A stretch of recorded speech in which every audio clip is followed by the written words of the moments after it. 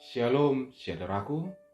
Sungguh luar biasa kasih Tuhan di pagi hari ini bagi kita yang menganugerahkan nafas hidup.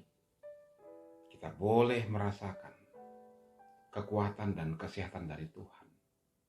Itu semua karena kasih setianya. Maka biarlah hati kita bersyukur dan kita menjalani aktivitas kita di hari ini untuk kemuliaan namanya. Mari kita perlengkapi hidup kita dengan terlebih dahulu mendengar firman Tuhan. Kita bersatu dalam doa. Kami bersyukur kepadamu Tuhan yang menganugerahkan bagi kami napas hidup yang baru. Kami berterima kasih.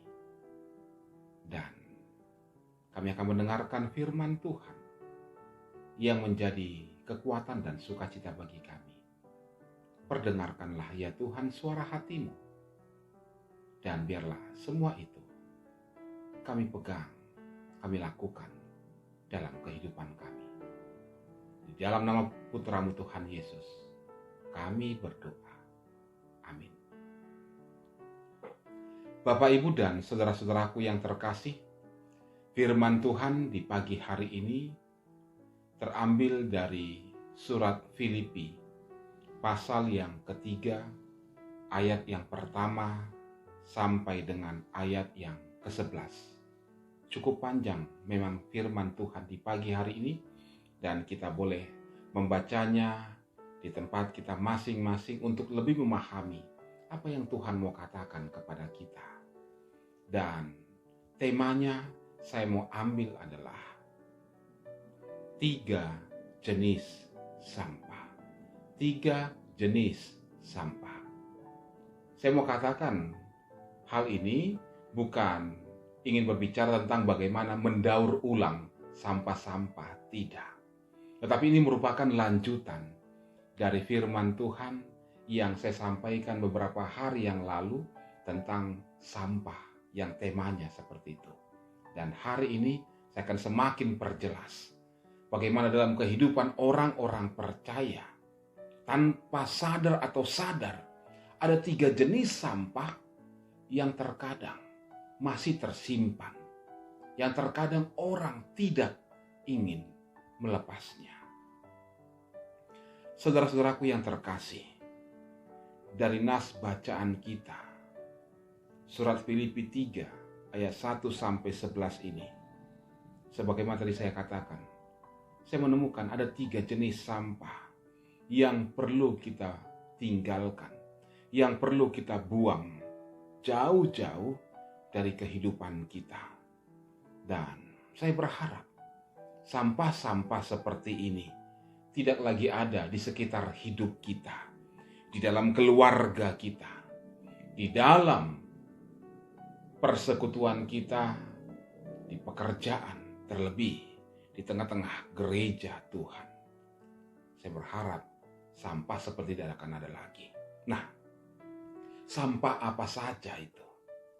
Sampah yang pertama adalah sampah yang disebut sebagai self-righteous. Self-righteous. Kalau kita perhatikan dalam ayat 1b sampai dengan ayat yang kedua, Rasul Paulus memperingatkan, memberikan peringatan dengan nada yang penuh kekesalan dan juga keprihatinan, kemarahan. Ia dengan tegas berkata, hati-hatilah terhadap anjing-anjing. Hati-hatilah terhadap pekerja-pekerja yang jahat. Hati-hatilah terhadap penyunat-penyunat palsu dan seterusnya. Rasul Paulus katakan hal ini dengan sangat tegas. Karena apa? Inilah keprihatinannya. Inilah juga kemarahan Rasul Paulus terhadap orang-orang yang disebut hati-hati terhadap anjing-anjing. Orang-orang yang melakukan yang tidak benar. Mereka adalah segerombolan anjing yang datang menyusup ke dalam gereja. Mereka adalah pekerja-pekerja yang jahat, yang dengan berkedok rohani menyamar dan menipu anak-anak Tuhan. sampah jenis ini adalah sebuah sikap atau pandangan di mana mereka merasa selalu lebih benar, lebih baik, lebih suci, pokoknya lebihlah dibanding orang lain. Orang-orang dengan self-righteous merasa dirinya paling rohani.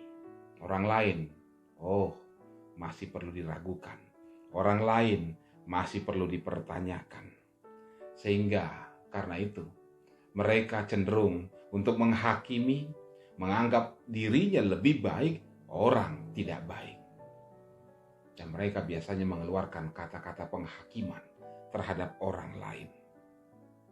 Orang yang ditutupi dengan karakter dan sifat seperti ini, yang ditutupi dengan sampah seperti ini, akan kehilangan kemampuan untuk mengoreksi kekurangan diri sendiri. Mereka hanya punya kemampuan untuk melihat kekurangan dari orang lain. Hati-hati dengan sampah seperti ini, sebab di jemaat Filipi dulu ada orang-orang yang seperti ini. Sampah jenis yang kedua adalah self-pride. Paulus memang menceritakan kesuksesan dirinya yang berasal dari seorang keturunan asli Yahudi yang memiliki berbagai pencapaian yang sungguh luar biasa. Ia berasal dari ras, keturunan, pendidikan, bahkan memiliki karir. Ini dapat kita perhatikan dalam ayat yang ke-5 sampai dengan ayat yang ke-6. Itu semua dahulu sudah dimiliki oleh Rasul Paulus. Tapi sekarang, saat ia berkonfrontasi dengan orang-orang yang membangga-banggakan hal-hal seperti itu, Paulus mengatakan bahwa semua itu adalah sampah. Karena apa? Karena orang-orang yang dikuasai oleh kecenderungan self-pride ini biasanya memiliki rasa kesukaan untuk menonjolkan kesuksesannya atau sesuatu yang diperoleh dan dilakukannya. Intinya, sampah jenis ini berhubungan dengan kebanggaan diri. Jadi segala sesuatu yang pernah ia miliki dan ini menjadi sesuatu yang spesial, dia akan selalu bangga-banggakan. Dia akan selalu bangga-banggakan. Dia akan selalu perlihatkan hal ini untuk menonjolkan dirinya di hadapan orang lain.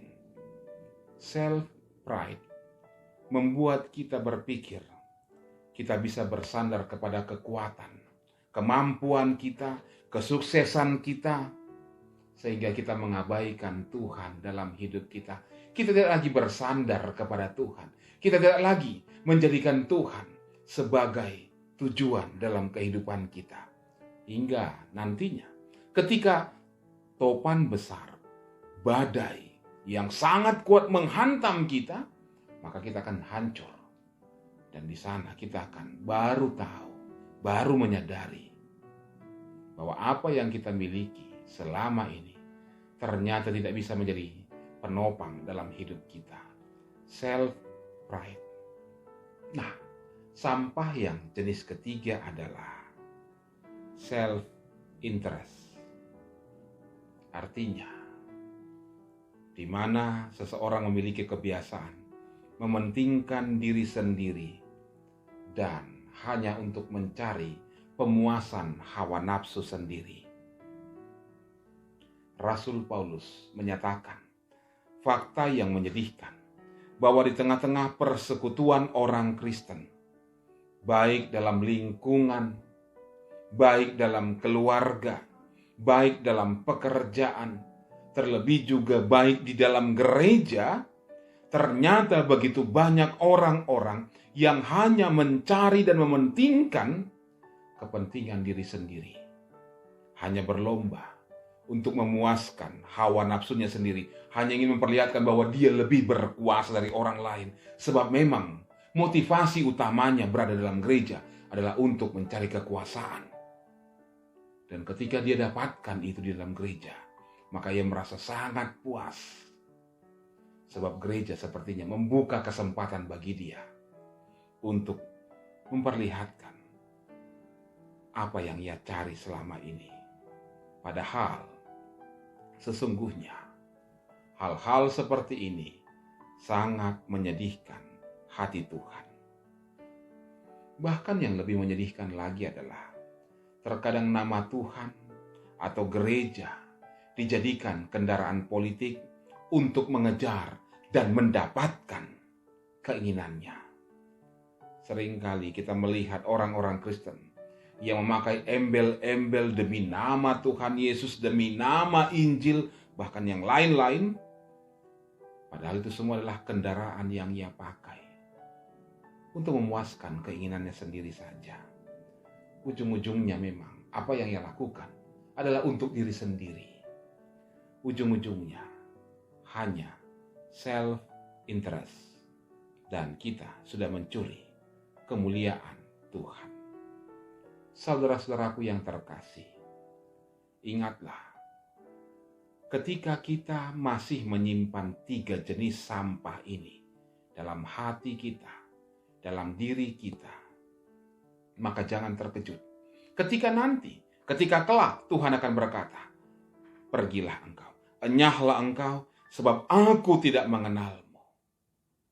Padahal kita berpikir, kita sudah banyak berbuat untuk Tuhan. Kita sudah banyak berbuat untuk gereja. Namun, apa yang kita buat selama ini, itu ternyata bercampur dengan sampah, self-righteous, self-pride, self-interest. Tuhan tidak menghendakinya.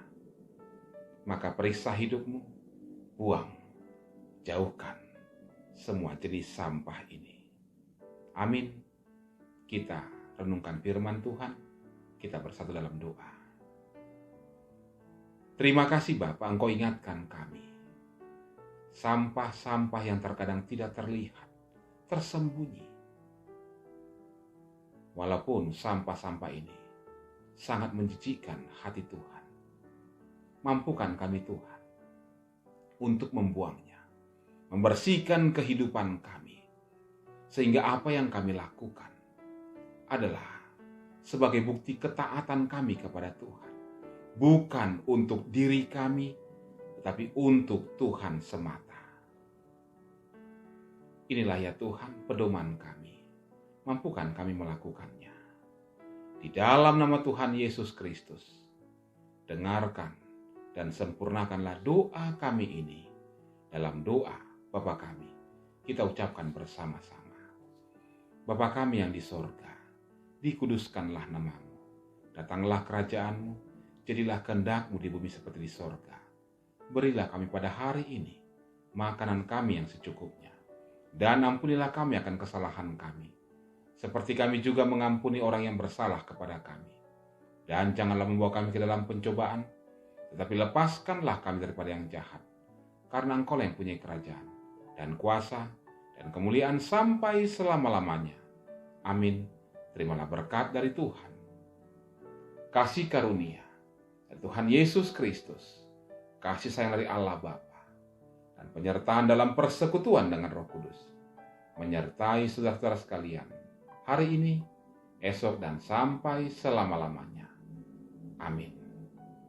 Shalom Bapak Ibu, selamat beraktivitas, ingat selalu memakai masker, menjaga jarak, dan mencuci tangan. Salam sehat buat kita semua.